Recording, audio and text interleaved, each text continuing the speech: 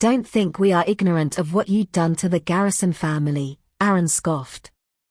They have warned us to prepare ourselves for a bloodbath. Why do you have to piss off the Garrison family? Are you looking to get yourself killed? Caitlin and Aaron were raving mad. If it's not for Zoe, I'd have kicked you out of our house a long time ago. Aaron spat with such fury that his veins stood out in his neck. You could have been sleeping at the streets by now.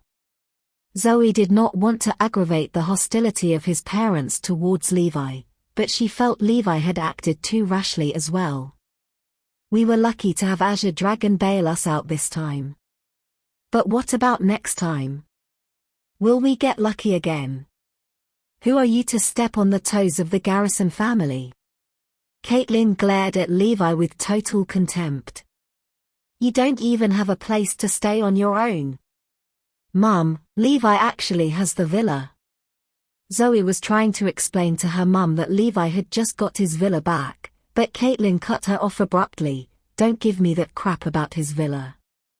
He's simply a ticking time bomb, you shouldn't hang around with him all the time. I'd rather you use your time to source for investors instead. You should know well that the Garrison family is untouchable, not even the Lopez family could hold a candle to them. We'll be doomed should the Garrisons decide to come at us. I'm warning you, Levi, I'll get Zoe to seek a divorce with you if you ever dare to infuriate the Garrison family again. The next day, Zoe and Levi planned to source for investors for their upcoming project. They were about to leave the house when Caitlin reminded Zoe, it's going to be the national holidays soon and your cousin is coming over to spend the holidays with us. Can you go and pick her up as your dad and I are too busy with our chores? Sure, Mum. Levi knew both Aaron and Caitlin had got their hands full at the moment.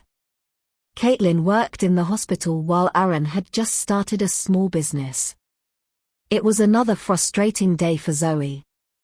Every investor she met had snubbed her proposal.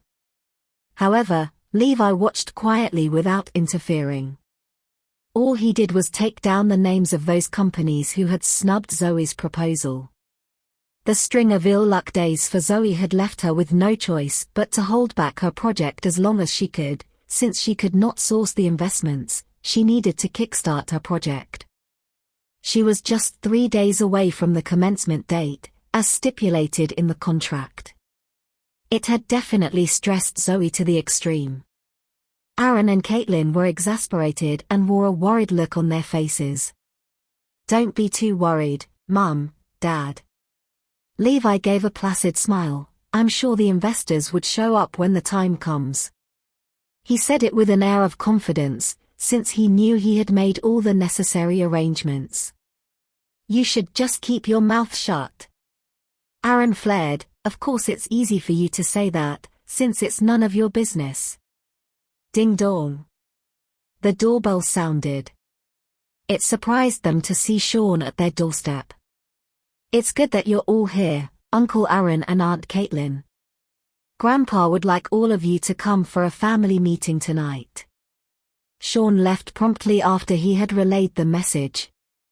Shortly after, Levi, Zoe and her parents came to the family complex of the Lopez family. It was a vast complex that comprised several buildings. Its structure and scale were one of the most affluent and lavish in Northampton.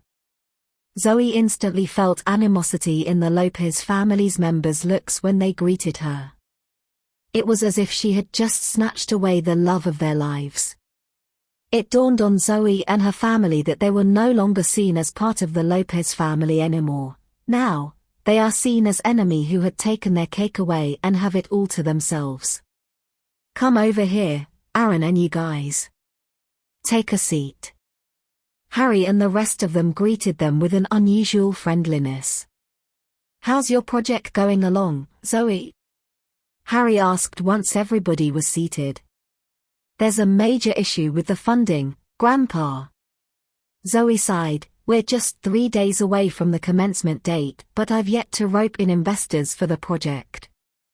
Ha ha ha, Didn't I told you that this is too large of a project for a small company like Imperial Meadows?